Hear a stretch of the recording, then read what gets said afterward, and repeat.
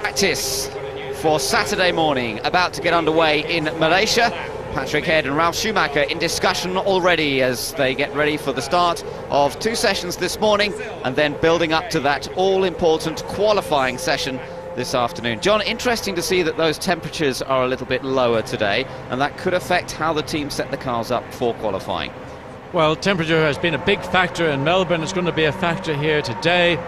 Track temperature and ambient temperature are 26 degrees Celsius, but more critically is that the humidity is at 85%, and we've had a quick look up the pit straight and it looks almost black above the circuit, and I would not be surprised to see at some point, if not sooner rather than later, that rain will start to fall, and that will really throw a real mix and match into these last 2 sessions prior to the 1 hour of qualifying for Sunday's Grand Prix. And there in fact looks like there is maybe that's some residue of what fell last night, or certainly yesterday afternoon, and I would not be surprised, as I say, to see more rainfall very shortly. Well, it's going to be slippery out there once again. The rubber went down quite well during the 2 free practice sessions held on Friday, but as we mentioned, we saw a lot of spins, a lot of incidents, cars running off track. They seem to get it together a little more by the end of the second session, but that water will have washed away a little bit of that rubber that was laid down, and we'll have to see whether they can keep it on the island as they go out in the beginning of these free practice sessions. Looking in the BAR pit, Olivier Panis, Jacques Villeneuve as well, both of them had problems yesterday, didn't get as much track time in as they would have liked. Very important, and if you lose track time, it's so difficult with the limited amount of running available these days to make up that time. But I just wonder, our team is going to maybe alter their strategy for this morning, knowing that there's a very strong possibility that the track could go completely wet very shortly. So are they going to go out with what would be nearer to a qualifying setup than they would normally expect to do in these 2 Saturday 45-minute sessions? A lot for the teams to think about. If they miss the boat, then they may well not be in a position to use to full advantage the qualifying potentials.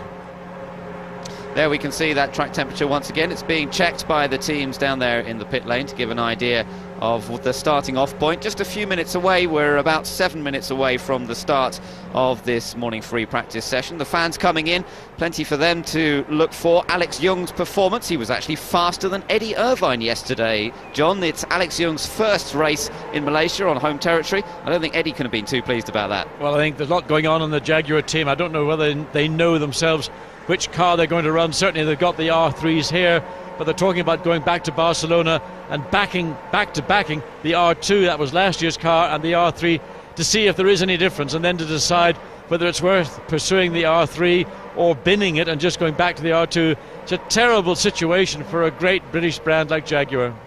Well, we'll see what happens today. There are lots of experiments going on. As we heard from Niki Lauda, they'll be putting some of those parts that they experimented with on the cars today, see what happens in qualifying, make some decisions from there as to whether they stay with the R3 or go to the R2.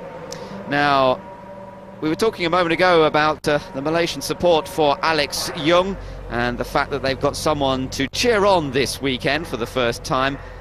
This is what he had to say earlier. Alex Young, it's the biggest weekend so far of your Formula One career. How are you enjoying the Malaysian Grand Prix? It's good, you know, it's always nice to do a home Grand Prix, and support here has been quite good, so I'm enjoying myself. Well, we've got one of your laps from yesterday. Perhaps you can talk us around your home circuit. Yep, let's do that. Obviously it's a start-finish straight, 6th gear, 310 kilometers per hour, braking at about the 100-meter board, all the way down to 1st gear. Roll the car in, and it's a really tight left-hander coming up. Stay in 1st gear, just try and get on the power as early as possible. And then it's flat through this right-hander, up to about 5th gear and about 280 kilometers per hour before braking for this 90-degree right, and it's taken in 2nd gear. Again, it's good. It's a bit sideways there. Then it's up to 3rd, up to 4th, just a half throttle lift. Into the left-hander, squeeze it to full throttle again, then back off to half throttle, and then back on to full throttle again, about 220 kilometers per hour through there. Up to 5th, then back down to 3rd for this double right. Treat it as one corner though, and carry lots of speed through there. Up to 4th, up to 5th, Then now you got a hairpin left. It's down back to first gear again, heavy braking, nice and easy. Squeeze the power on, and try and take this right-hander flat. It's going up the gears. This right-hander is back down to second again. It's very easy to get understeer through this corner, so nice to be careful through there. Back up to fourth, again a half throttle lift. Carry as much speed as possible. Back down to second for this tightening right-hander. Lots of understeer through here. And then on the power as early as possible again. Down a really, really long back straight. And take your time. Nice and easy. Back up to sixth. Again, 310 kilometers per hour. Brake at the 100. Down to first. And then it's good to get in power as early as possible here because you're back on the front straight, which is over a kilometer long. Now, obviously, since this was taken, we had a huge rainstorm yesterday evening. How's that going to affect today's preparations? Make the track a bit green again, but shouldn't affect anything as long as it stays dry. Alex, hope that continues. Thanks a lot. Well, good to hear from Alex there about the track and about the conditions, and a good view of the track itself. John, it is one that proves fairly popular with the drivers. It's a very good circuit. It's got a combination of high-speed corners. We don't really have enough of those today in some of our Grand Prix circuits, yet it's mixed and matched with some very low-speed corners, more technical, difficult corners to make the car work satisfactorily. So on balance, this is the future for Grand Prix racing. Circuits like this are what we're going to see more and more of, and the facility itself in Malaysia is without doubt the best in the world, and you're going to see more of those coming into the future. A rather smoky looking engine there, but don't worry about that. That's just oil burning off the exhaust pipes as they fire the engines up in the Arrows pit. Now, the Arrows were running pretty well, particularly in the first of the free practice sessions yesterday. Unfortunately, Bernoldi went off in the second one. Frentzen had a pretty good day, was reasonably happy with things, ended up 13th fastest. So we'll see how they get on. Remember, they're running the same Ford Cosworth power as the Jaguar, so there's a great inter-team battle going on between them. Well, as Tom Wolkinshaw said on Friday, I don't care what Jaguar are doing. I've got my engine. It's a Cosworth engine. It's the same engine Jaguar have. And I'm here running my team. I'm out there to beat everybody. And because I've got the same engine as Jaguar, well, you know, if they've got a problem, that's their problem. Yeah. So it is a quick car, though, and aerodynamically it's very good. It's a very interesting treatment around the front. We may get a little bit of a look at that as we look around the rear of the car, the packaging of the rear suspension, the way the exhaust pipes now virtually in every car come out over the top of the bodywork, don't intrude into the direct airflow of the rear wing, or certainly under the diffuser at the rear of the car. And as we come forward, we can get a little bit of a glimpse of the whole cockpits around these very, very high sides, which are now mandatory. And of course, every chassis has got to go through a very strict crash test to ensure that the car is not just one-off. Every chassis has got to be homologated, of course, because teams have not been always quite as upfront as they should have been in the past. Now, looking at David Coulthard here, ended up second fastest. Just to remind you, the McLarens were first and second fastest in the free practice on Friday, but we can't draw too many conclusions from that. As ever, free practice on Friday, the teams run different fuel loads, they're experimenting with different things. It's very difficult for us to get a good opportunity to see how fast they will be in qualifying. Nonetheless, McLarens were promising, Kimi Räikkönen fastest, and this man, Nick Heidfeld, was also up there throughout most of the day, dropped down to 10th fastest at the end, but they seem to have the Sauber running quickly. Well, what seemed to happen in that second hour on Friday was that the Bridgestone tired cars, which had been strong in the first hour, were being eclipsed by the Michelin runners in the second hour. But what we don't know is how much fuel the Michelin cars had on board. And the little reports that I've been able to get back from Malaysia is that maybe McLaren were running on a fairly low fuel load to get those two quickest times and put them ahead of the first of the Bridgestone cars, which was Michael Schumacher. But the thing I think with Heidfeld that was outstanding was he was confident in the car on a very slippery circuit, and he was able to throw the car around, whereas other drivers you could see were being very careful, very apprehensive in how they opened the throttle and how they turned the steering wheel. Yes, and we got some great onboard shots, and I'm sure we'll be getting more of that today. We'll get plenty of views of how the drivers are getting on. Inside the Ferrari pit at the moment, unique access here on our F1 digital channel, and looking at a little bit of organising just going on. We're just about ready for the start of this first 45-minute free practice session. Track a little bit slippery, as we've already seen. Some damp patches out there, so they're going to have to take things just a little bit carefully as they come out on track. Now, Mark Webber is the first out onto the track, as he was yesterday, John, but unfortunately, despite always being the first man out there, he only managed 6 laps. Yeah, first of all he got caught in a spin which was caused by a downshift problem in the gearbox, and then he had another mechanical problem which saw him out for the rest of the day. Well, let's hope that Mark Webber has a little better luck today and is able to familiarise himself with this track. It's not a particularly easy track to learn, despite it being great fun. He's got to get some laps in and allow Minardi the opportunity to just fine-tune the car as qualifying approaches. There's his teammate Alex Young just coming into picture. You can see McNish and the Toyota coming through, Olivier Panis coming through, and there in the Jordan Honda, Giancarlo Fisichella. Qualified well in Australia, but we'll have to see just how those Bridgestone-tired Jordans are going to go here today. Well, everybody just taking it fairly easy on this out lap. They'll probably come back into the pits, let the teams have a look at the cars, because they will have been worked on overnight. Not necessarily with anything too major. That'll come at the end of qualifying this evening, but nonetheless they'll do this exploratory lap, go back in again. Also, because there was a lot of rain after the practice sessions on Friday, track you can see still in some parts there's moisture holding in that tarmac, so a case of being careful. Just go out, explore, check the lap, come in, and then think about it and start doing some more serious work. Now, this man is the master of Malaysia, you have to say it. He's been on pole position all 3 years that Grand Prix Racing has visited this Sepang circuit. He's won it twice, the last 2 years he won, and in fact the only year he didn't win, that was because he allowed his then teammate Eddie Irvine to win the race and gain some points in the championship. You're just looking into Michael's cockpit. He's got some additional padding on the left-hand side of his seat. Now, normally a driver doesn't do that. Maybe Michael's lost a little bit more weight over the time between Australia and here, and he's, rather than making a new seat, he's just had some padding material, but I've not seen that before. Eddie Irvine was the man in Ferrari who used to always have a seat problem, but never Michael Schumacher. Michael Schumacher leading the Drivers' Championship, of course, after the first race in Melbourne. A perfect start to the season for the reigning champion, the 4 times world champion, giving Ferrari that early points advantage. It was great to see 6 different manufacturers getting into the points in Melbourne, opening things up a little bit at the start of the year, but a number of teams still wanting to score their first points and looking at this race as their opportunity to do that, hoping that we don't get a first corner accident that takes out so many cars. And of course 3 of those teams were not expected at face value to score points. Eddie Irvine's fine 4th for Jaguar, a great 5th for Mark Webber and the Minardi, and of course for Toyota, their first point in their first Grand Prix. So 3 teams ordinarily really scratching to get 1 single point. They've done very well in the first race. Yeah, great start for them. And talking of Toyota, Mika Salo was 5th fastest yesterday, so that was another impressive performance, and we'll see how they get on in qualifying. Now, this is the man that we're watching, David Coulthard. Had a difficult day yesterday with the problems that stranded him on circuit in the first free practice. He pushed the car down the pit lane to make sure it got back to his team. They could get it ready in time for the second session. Had a little spin, but then sorted it all out, set the second fastest time. Today is an important day for the Scotsman. Well, Raikkonen's time from Friday was 1:37.399, but that really will be irrelevant. The time that they're all going to be aiming for is Michael Schumacher's pole time from last year, a 1:35.220.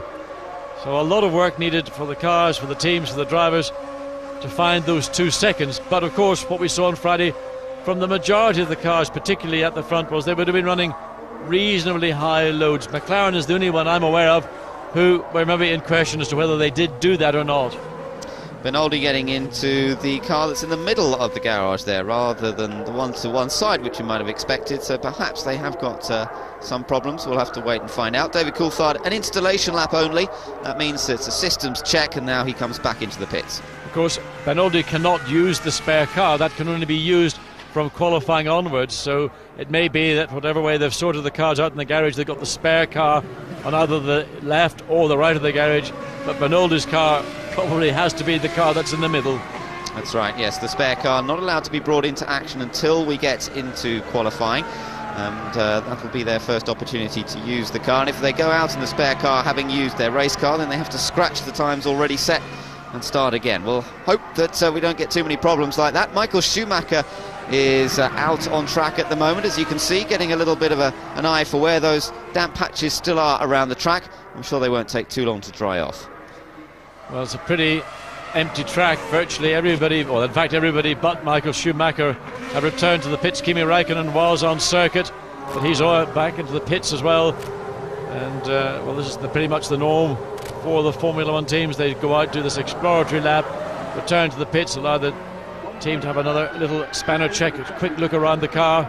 It also allows the driver just to regather his thoughts, to learn what the circuit is like just from a visual point of view. He'll not really get a lot of idea about the ultimate level of grip at this point, because they will not be running at anywhere near a speed that to match the times of Friday or get anywhere near potential qualifying times. Important day for Ferrari today. They have the opportunity to take their 150th pole position in World Championship history. Michael just brings the car back in. That qualifying session could give Michael a chance to score yet another record, if you like.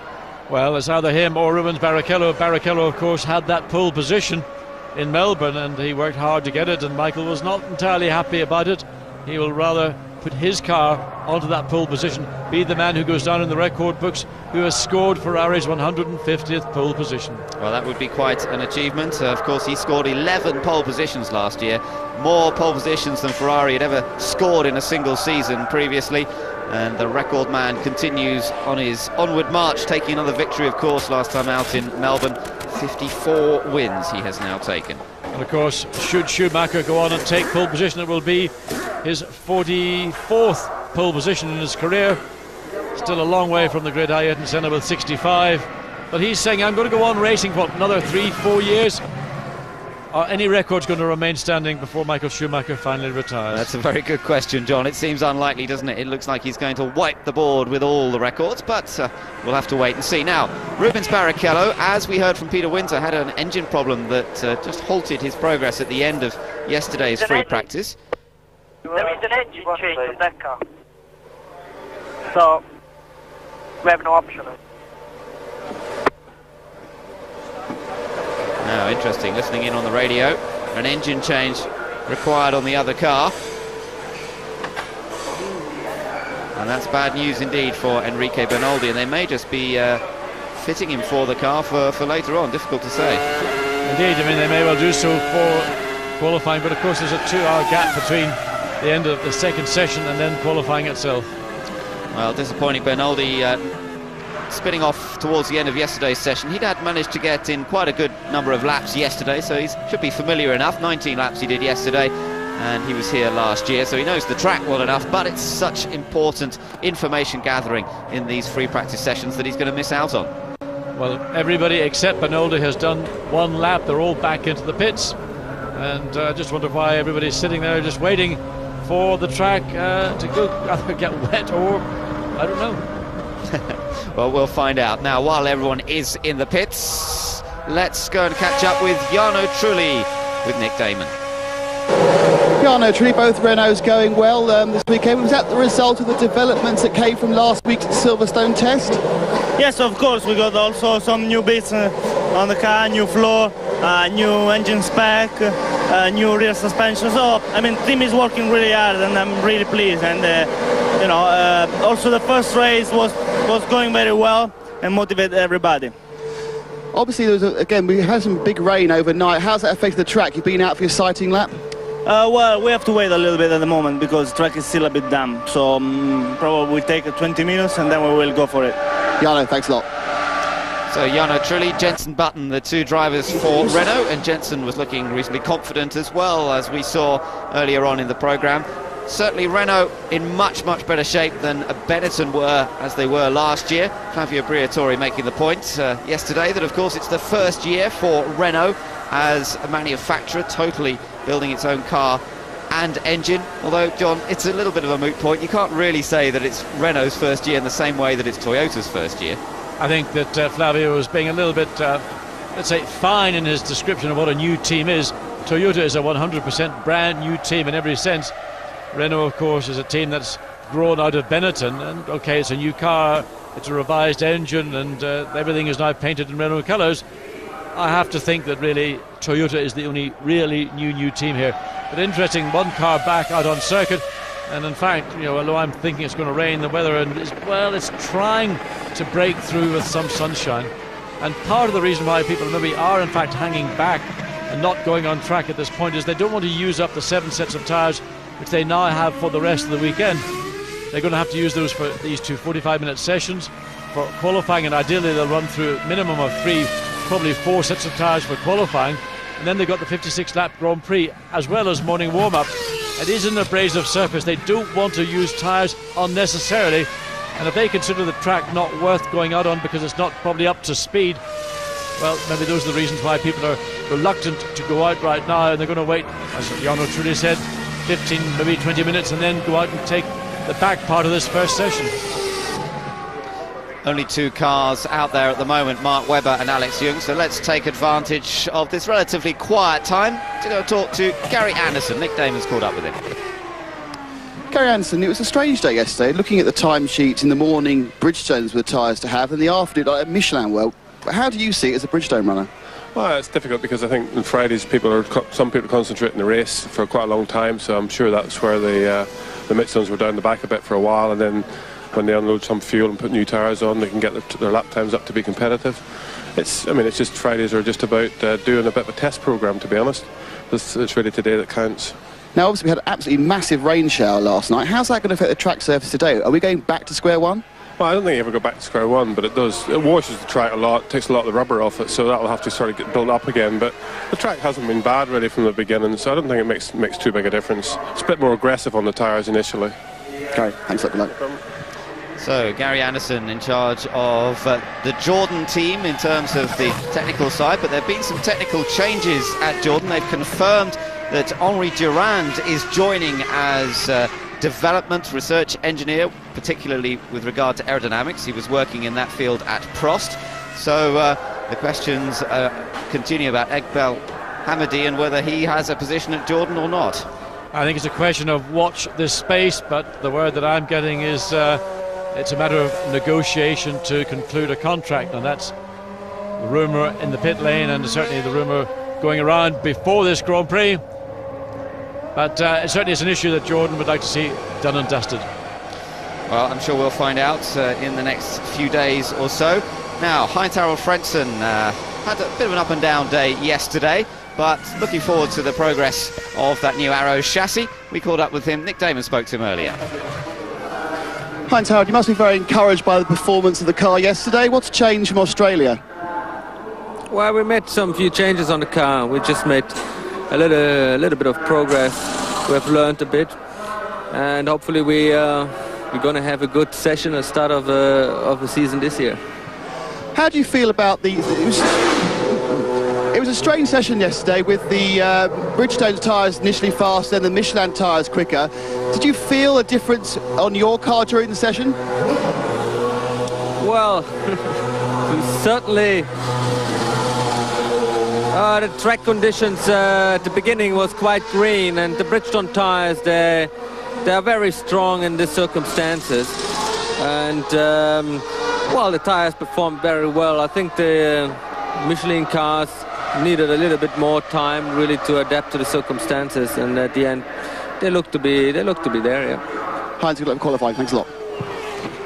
Out on track at the moment, Eddie Irvine in the Jaguar, and he struggled a bit yesterday, but certainly at the moment he's got to try and get some laps in, John, and they've just got to try and work out how, if they can make some progress with this car. Well, I think they're going to be in real difficulties because they've just got a car, they don't know which direction to go. They talk about aerodynamics on the one hand, now it's about suspension components.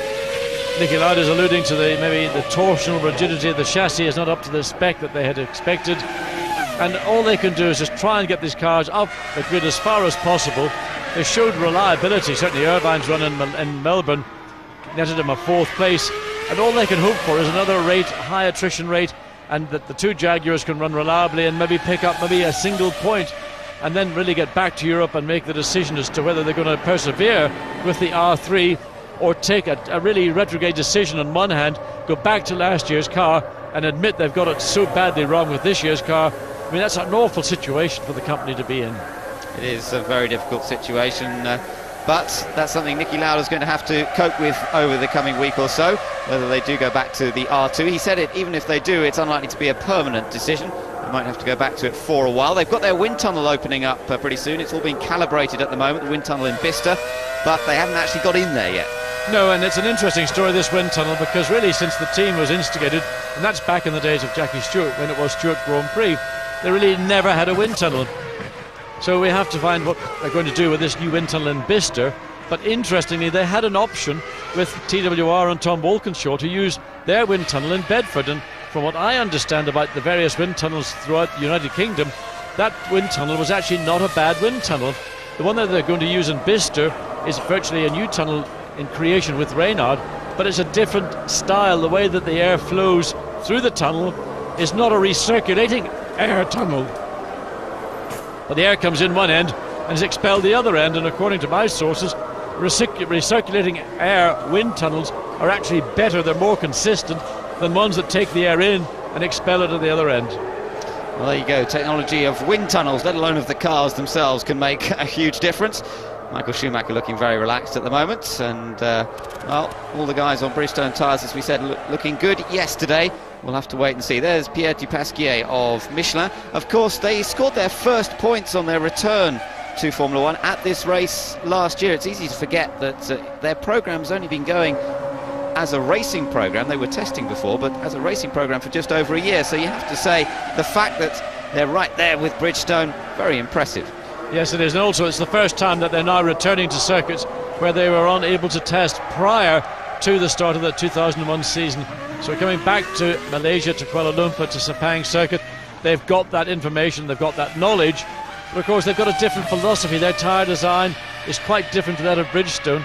They're an exceptionally clever company, Michelin. They've got a wonderful test facility just outside Clermont-Ferrand in France called Le Doux, with extremely sophisticated measuring instruments to be able to tell them exactly what the tyre is doing at speed. And they've got, you could go on and make a program about it.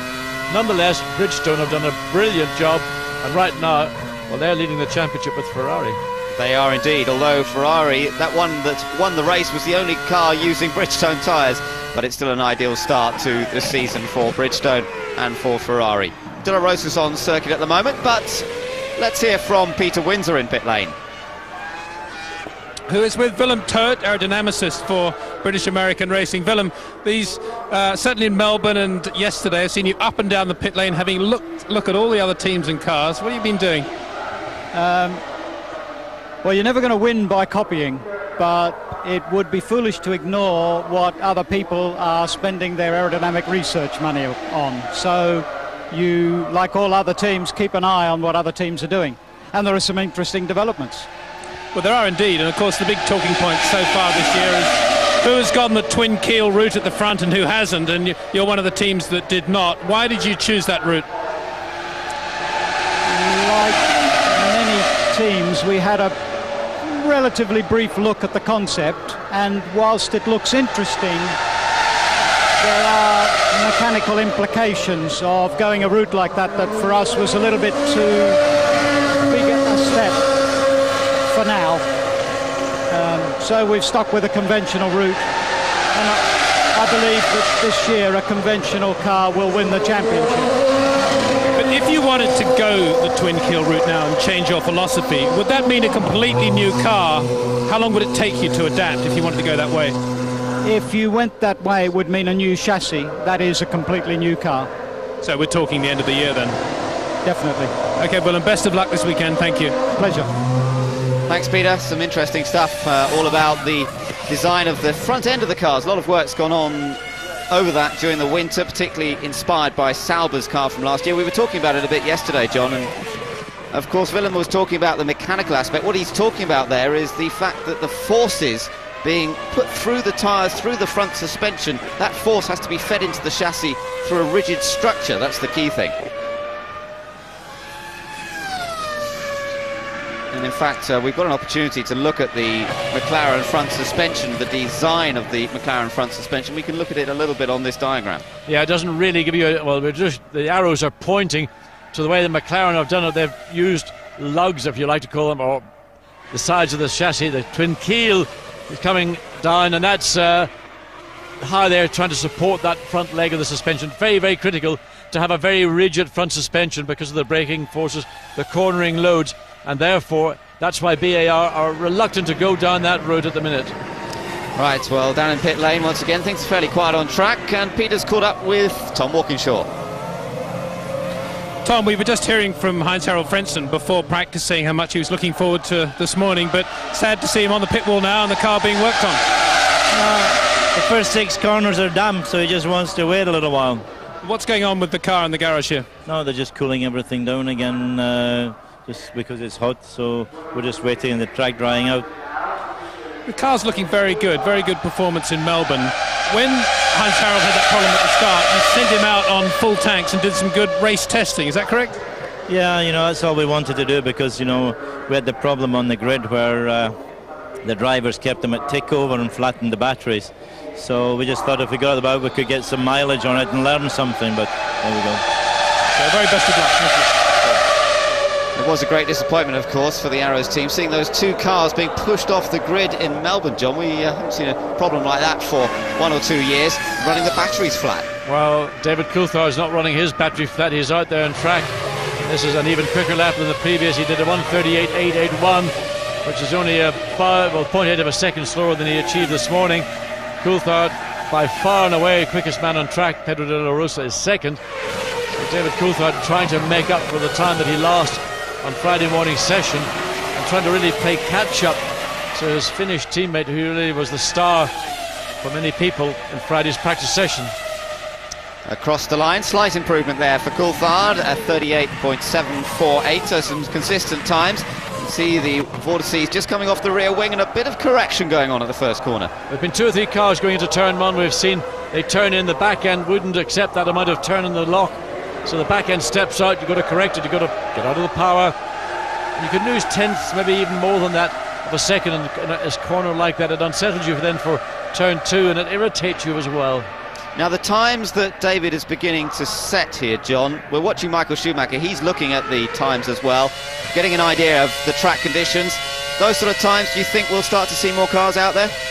Well, he'll judge it once he sees David Coulthard exceeding the time that Kimi Raikkonen did on Friday, which is a 37.3.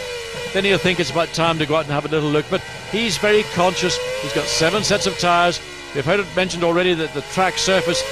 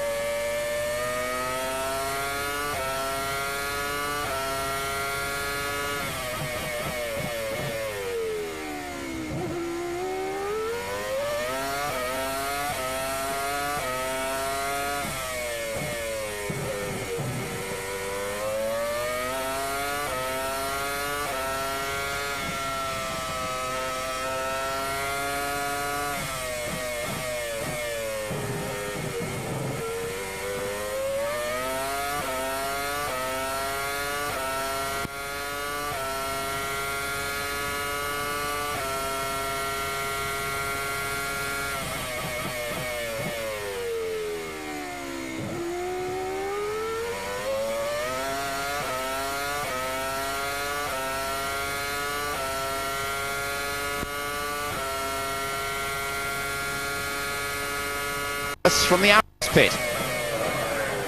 I have indeed, Ben. Yes, I was a bit bemused when I spoke to Tom Walkinshaw then, because it looked to me, as I think it looks to you, as if there's quite a lot of work going on the Frentzen car there.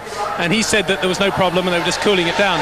And then when we finished the interview, he did come up to me and say, actually, I gave you a bum steer there, Peter. We are actually working on something, and there's a crinked oil line which may have done some damage to the engine, which is why Heinz-Harald Frentzen is currently on the pit wall, and the Arrows mechanics are furiously working on the car.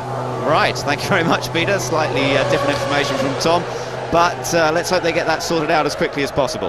Well, one of those very annoying situations for a team, something simple like an oil line getting trapped, and that's the end of the session for Frentzen. It'll be doubtful they can get that car engine removed, a new engine in. Well, they might manage it just in time for the start of the second session, but somebody who's out on track and looking particularly quick is Ralf Schumacher. We're just catching him as he comes up to start his first flying lap. And we've just seen that Montoya also is preparing to go out. He's still in the pit lane, but there Ralf Schumacher on his first flying lap, really the second of the front running teams to go out on track here this morning. Yes, we're seeing a lot more cars on circuit at the moment. So we're looking at Ralf driving for Williams BMW, and we've got a chance to catch up with Patrick Head. Patrick Head, I've noticed both of your drivers are out of their cars and seem in no rush to go back out there. Do they have problems?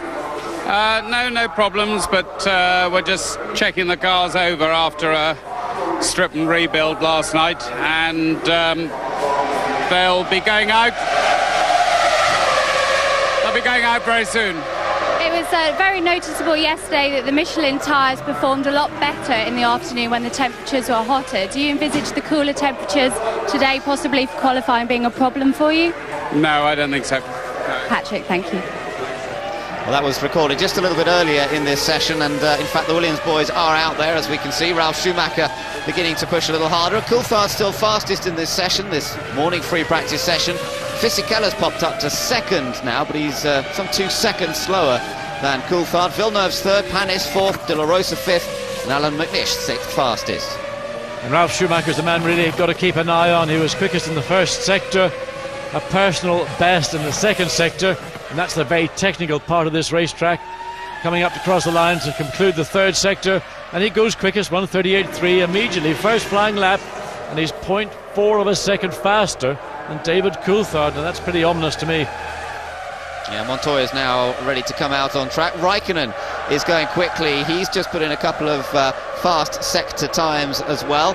So down in 12th place currently. There he is, the young Finn who was a star yesterday, throwing that McLaren Mercedes around as if he's been driving it for years rather than just going into his second Grand Prix event for the team.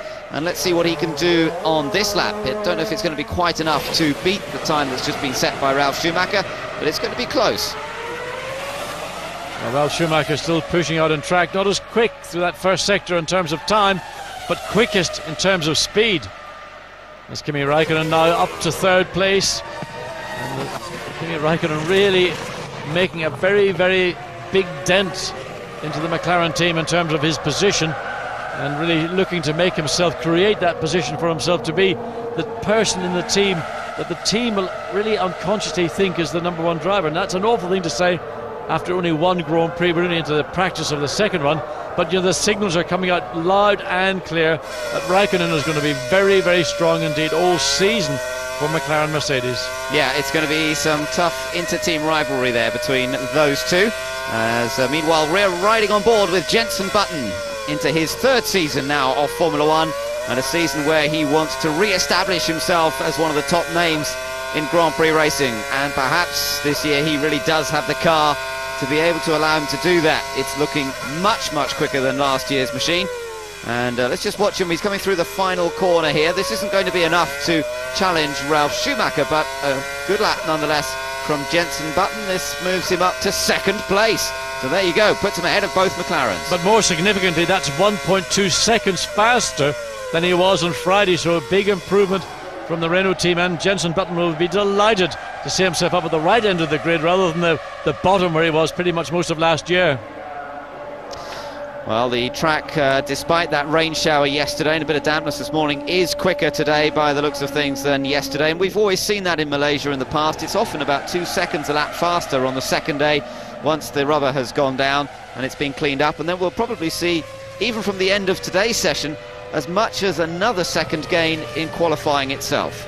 Well, there's the kind of performance, the kind of confidence we saw in Button's first season in Formula One. We didn't see it last year.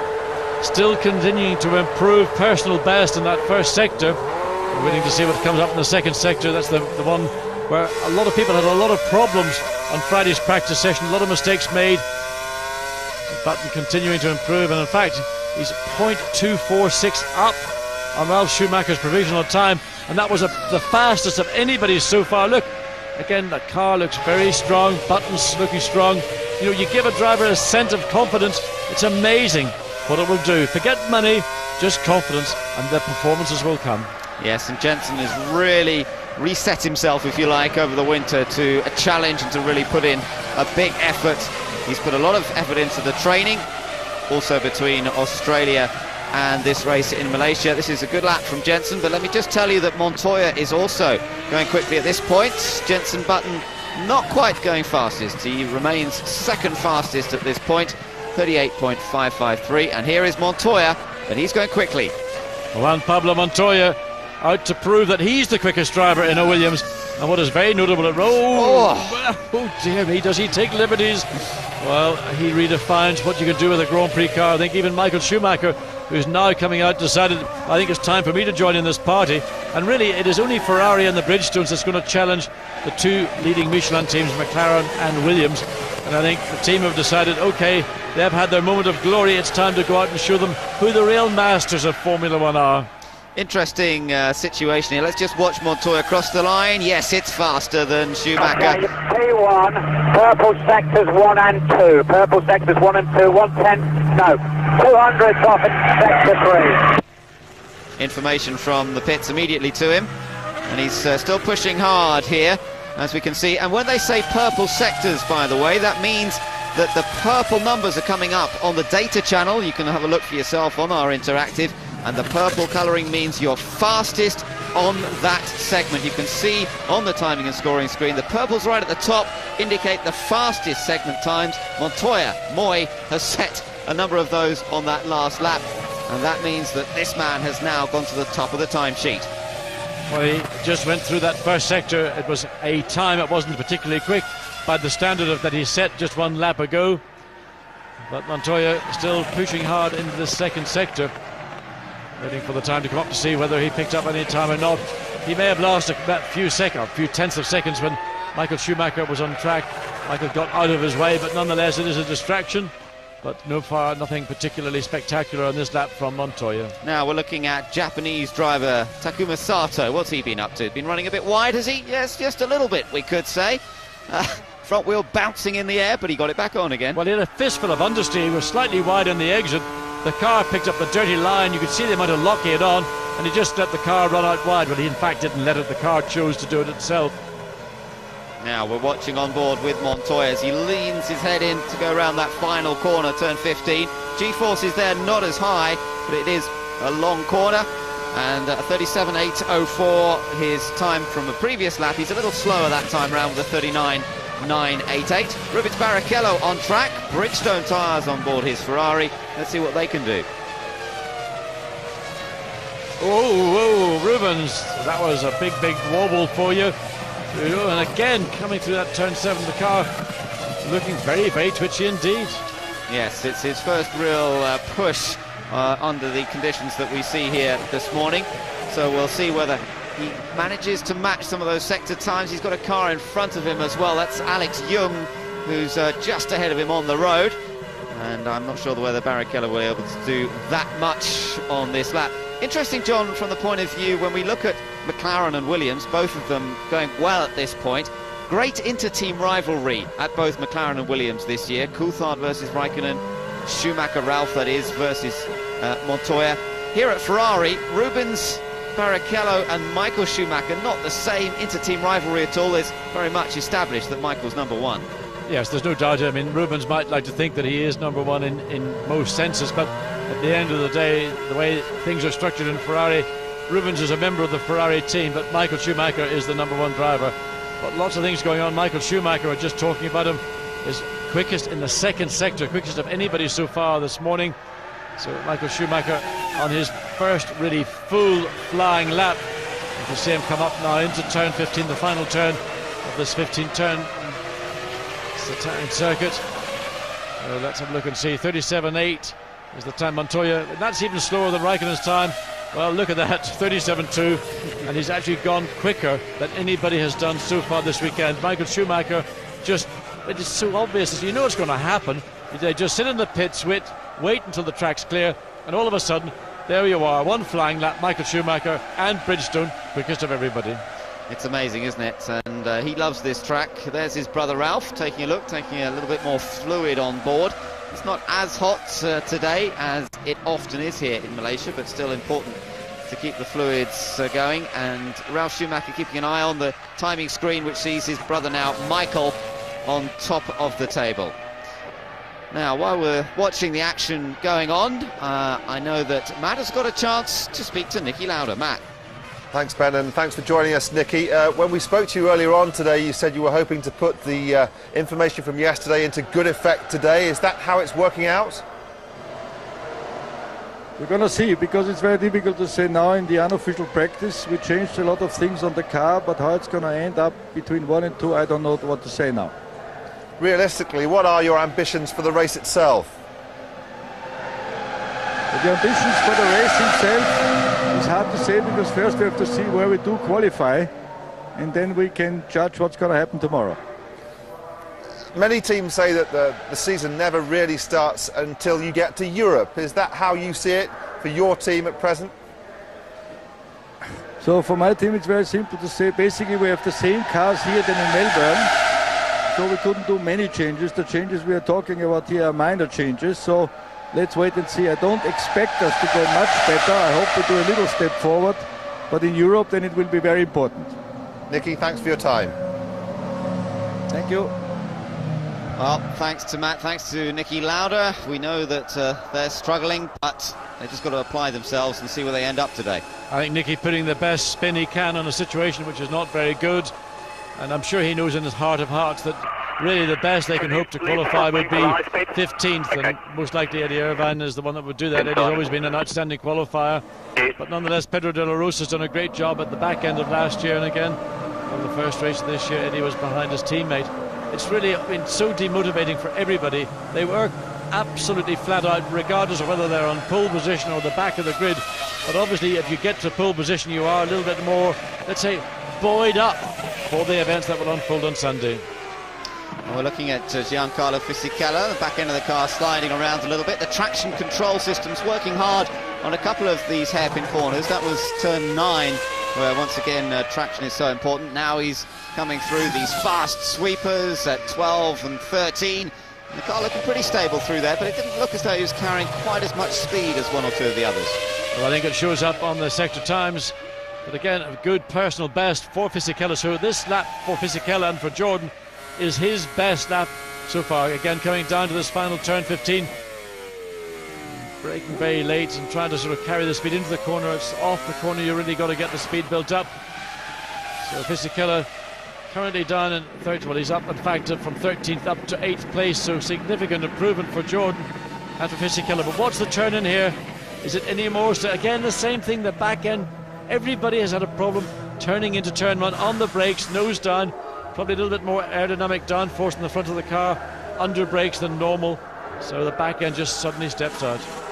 Well, he managed to control it nicely, so not actually getting into trouble. Heinz-Harald Frentzen still hasn't done any laps. They've, as we know, changing the engine in that car, and doesn't look as though he'll be out in this session at all. So all he can do is sit on the pit wall there, watching the monitors, watching the screens, and trying to glean some information by seeing what everyone else is up to. Olivier Panis might be the one he's watching now, because there he is on track in the BAR Honda. And as we mentioned, they did have some problems yesterday, variety of electronic problems for Olivier, which curtailed his running, but his comments are still pretty positive about this car. They had problems in Melbourne too, which didn't allow them to qualify as well as he thought they might. Well, they've got to prove it a bit today. Yes, but just listening to Panis around the circuit, coming out of turn 14 and out of 15, you can really sort of sense he's having to wait before he can finally get the throttles open, get the power down. And of course that is how you lose not just fractions of seconds, in this case it's lots of seconds. Ralf Schumacher currently 4th, he's gone back out on track, as has Takuma Sato. Let's look again and see, this is through And look at the back of the car, you see lack of grip. You can see the way the car digs down, the back skipping out, and not a comfortable ride for the BAR drivers here this weekend. Interesting weekend for them in a way, John, in that he's not here this weekend, but Jeff Willis has just taken the role of technical director. He's actually working on those cars now. He's been on sort of gardening leave a bit up to now. He was at Williams, now at BAR. He's got some work to do to get this car working well. I don't think there's an awful lot you can do. Once a car has been sort of cast as a racing car for a season, it's very, very difficult to make significant changes because they become fundamental philosophy changes, not just simply just making a small aerodynamic change to a wing or an underbody. And really what Jeff Willis will be doing is, okay, having a look at the car, getting an idea of what this car is doing, but planning forward to 2003 and coming up with something which is going to take this team forward, particularly because there's a battle going on between the two Honda teams, that is BAR and Jordan, and they are looking to be the more successful of the two teams, because ultimately it is believed Honda may decide just to go with a solus team, be it BAR or be it Jordan, but that is a really tough battle within the battle generally within Formula One.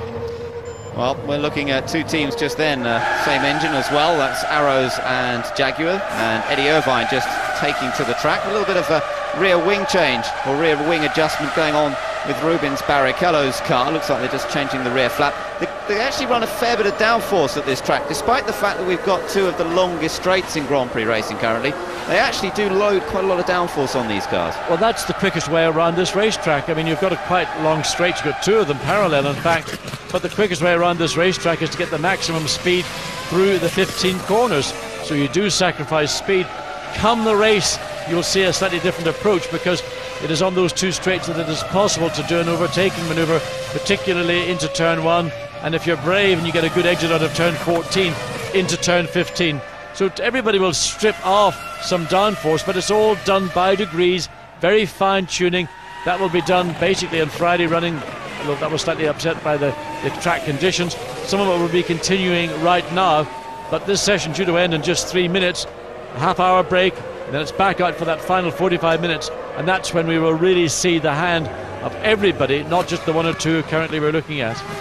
Yes, we really are counting down to the end of this first session. David Coulthard's back on circuit as well at the moment, going through the fast sweepers at turns 5 and 6. This runs down to, he's about 160 miles an hour, then he's on the brakes again for turns 7 and 8.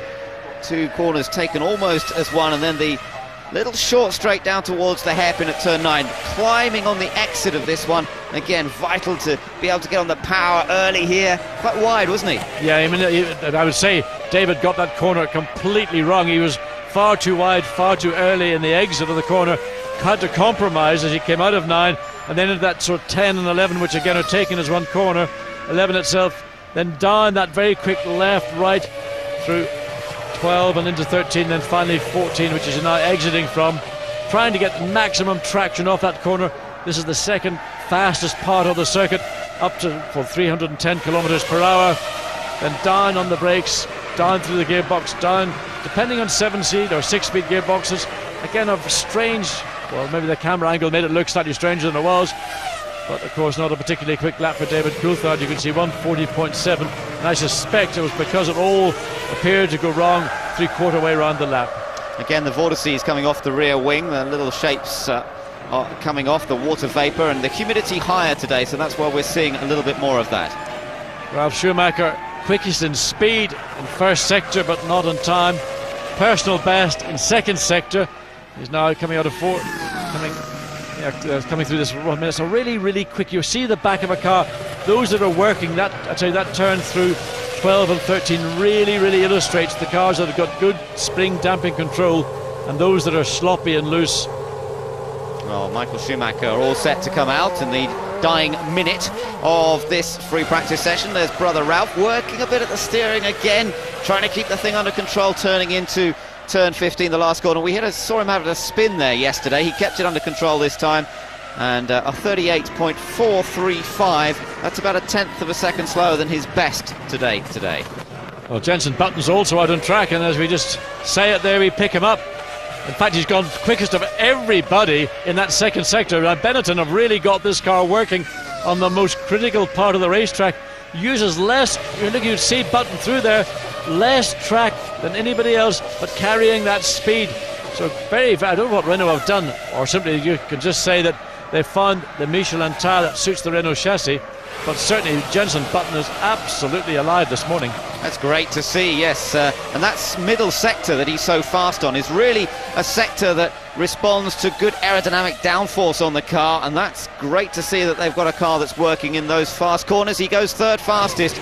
Good effort that from Jenson Button, and a 37.829, about 0.6 of a second off Michael Schumacher's best, but he's only a couple of hundredths slower than Montoya's best. And team boss Flavio Briatore will be pretty happy about that. And that's just under 2 seconds faster than Button's time on Friday, as we see the checkered flag out to bring this session to a conclusion. Just looking at Kimi Raikkonen, though, he's on a fast one here. That middle sector for him that Jenson had the fastest time. Well, this man, Kimi Raikkonen, has just eclipsed that, so he's on a very quick run. Yeah, but he had a poor exit out of that corner. He overran on the exit. He got too wide too early. But let's see if he picked up that momentum again as he comes up into that final turn 15. A long corner. People tend to hug it. Some try to make it more of an apex on it.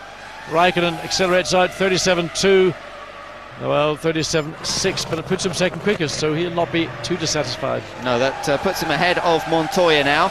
So we've got Michael Schumacher fastest, Raikkonen second, Montoya third, Button fourth, Barrichello, who you're looking at now on a quick lap, fifth fastest, and he looks to be improving his personal best at this stage. Looking at the sector time, he's got green figures showing. Green indicates a personal best, so this could move him up a little bit. I don't think it's going to be enough to match his teammate Michael Schumacher, but it could get him close. Let's see what it is as he crosses the line. Well, it does. It eclipses Michael Schumacher. Very fast final sector. Purple on the last sector. Excellent performance that from Rubens Barrichello. And also the only man and the first man to get into the 1 minute 36s. So we're now beginning to see a little taste of what will come in just over half an hour when the cars then go back out on track for that final 45-minute session. To me, the most critical session almost of the weekend, because it will determine what teams are going to choose in terms of tyres and choose in terms of strategy for the Grand Prix. As we mentioned earlier on, the pole position time here last year for Michael Schumacher, 35.220. That's a 1 minute 35.220.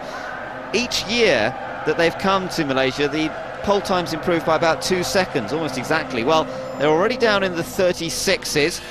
They're likely to go a fair bit quicker than that by the end of the next session. We're going to see some more improvements, I'm sure, in times. Well, Michael Schumacher on his in-lap is giving it absolute maximum. You could see it coming through 12 and 13, how loaded up the rear his Ferrari was.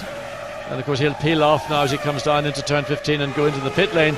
But again, just further information for Ferrari. They'll learn a little bit every time Michael Schumacher comes out and completes a lap. Yeah, but a good effort from Ferrari there. They have ended up this session first and second, with Barrichello ahead of Michael Raikkonen, then Montoya, Button, Ralf Schumacher, David Coulthard seventh ahead of Fisichella, Massa and Nick Heidfeld rounding out the top 10. So both Saubers in that top 10 again, and showing that consistency of performance as we're just riding on board with Rubens Barrichello for a moment, and Michael has a little bit of a chance to see how that launch control is working. Well, I think it's working reasonably well as everybody now files their way into the pit lane, and the 30 minutes between these two sessions just goes so quickly. They'll have a chance to talk about what they did on their last run, think about what they want to do now for this final 45 minutes. One thing is clear, they will have the car towards the end of that session in pretty much qualifying trim. Drivers want to go out and just assess what is near to what they can do in 2 hours time, and it'll be pretty exciting stuff, I think. It will. The comparison between teammates there, seeing Raikkonen ahead of Coulthard, but it's not the important session, and David knows that the time that it really counts is qualifying, and he's got a good head. He knows exactly what to do, when to put that really fast lap in, and that's what's going to count later on in qualifying. Let's run through the list then for you. Barrichello and Schumacher, Bridgestone tyres for their Ferraris, first and second in this free practice. The Michelin's next up with McLaren and Williams, and Renault getting in there. Jenson Button in fifth place, good effort from him. On down to David Coulthard in seventh. Then we're back on the Bridgestones again for Jordan of Giancarlo Fisichella, and the Saubers of Felipe Massa Slightly quicker than teammate Nick Heidfeld. Impressive that, because it's Massa's first time to the Malaysia track, and in fact he lost a bit of running at the end of yesterday with a spin. Enrique Bernoldi 11th ahead of Trulli in the second of the Renaults, Olivier Panis in the BAR, then Takuma Sato down in 14th ahead of Villeneuve, Mika Salo ahead of Pedro de la Rosa, McNish in 18th, Alex Young 19th, and again Eddie Irvine behind Alex Young in the Minardi. And once again, that is very, very worrying to see. Mark Webber ended up 21st, and the man who didn't record a time at all, of course, was Heinz-Harald Frentzen.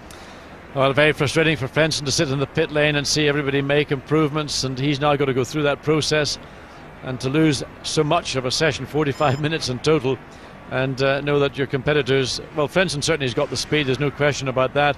The Arrows is a fast car. You'll have to borrow, beg or steal some of the information from Bernoldi's run. Bernoldi did a good job, 11th quickest one, 40.064, but Frentzen knows that's a car capable of going quicker than that, and he'll want to be somewhere maybe in the top, let's say top 6 to 8.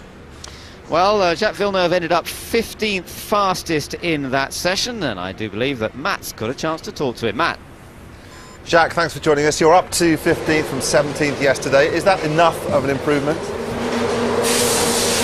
I think up to 15th is a bad word. You should say we're slow as 15. That's probably a better word. We're not competitive. What's the problem, Jack? The car balance is acceptable. It's just we're not fast enough. We don't carry enough speed down the straights and through the corners. So there's no reason we should be quick around the lap. Is there light at the end of the tunnel at this race or in a couple of races' time? I think we'll have to wait until the changes in the team happen, because right now we're definitely not competitive enough. Just fill us in, Jacques, if you can, on the importance of the next session. Is this really the vital one as far as setup is concerned? Yeah, because we still have to, not only for setup, we still have to decide which tire to use for the rest of the weekend. All right, Jack, good luck with the next one and for the race itself. Thank you. So thanks to Jacques Villeneuve, and well, let's hope that they manage to find a bit more speed out of the BAR Honda, but he's obviously looking a little glum, and he always pretty much tells it as it is, doesn't he, John? He doesn't hide behind platitudes or about how good the car is. We're just looking at the classification there, and Barrichello, the star of the show in the free practice. Meanwhile, Peter Windsor's caught up with Peter Sauber in the pit lane. Peter, another encouraging morning in the life of the Sauber team. 2 cars in the top 10. Yes, in the moment, but I'm not happy with the performance in the moment. The time compared yesterday is not fast enough. I think they had some problems. Okay, well, obviously you know more about the setup of the car than we do from the outside, but nevertheless, it's quite encouraging that you're not happy to be in the top 10. Yes, in the moment we are in the top 10, but I'm sure, for example, Trulli will be faster. Button with the Renault was so fast in the morning. He was 2 seconds faster than Sauber. It's incredible. Yeah, but do you think he was running any fuel? No. Okay, well, everybody runs in the morning, I think, with 20 kilos. Okay, well, very best of luck for the second session. Thank you.